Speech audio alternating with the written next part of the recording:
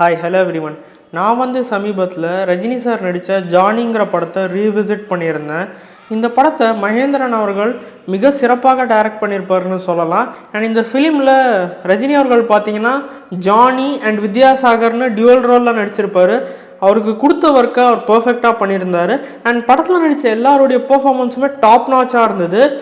இந்த ஃபிலிமில் ஒரு பக்கம் பார்த்தீங்கன்னா ஜானி கேரக்டருடைய லவ் ட்ராக் காட்டியிருப்பாங்க, இன்னொரு பக்கம் பார்த்தீங்கன்னா வித்யாசாகர் கேரக்டருடைய லவ் ட்ராக் காட்டியிருப்பாங்க, அண்ட் இன்னொரு பக்கம் பார்த்தீங்கன்னா ஒரு போலீஸ் இன்வெஸ்டிகேஷன் ட்ராக் ஒன்று காட்டுவாங்க.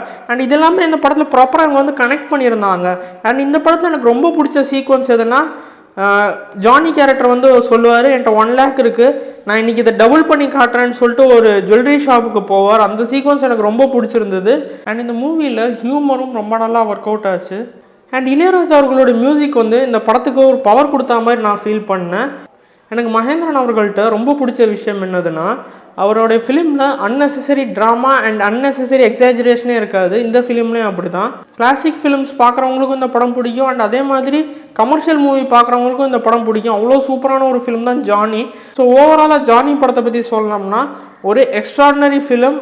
இந்த படம் இப்போது அமேசான் ப்ரைமில் ஸ்ட்ரீம் ஆகிட்டுருக்கு. அண்ட் கூடிய சீக்கிரம் உங்களை அடுத்த வீடியோவில் சந்திக்கிறேன். தேங்க்யூ.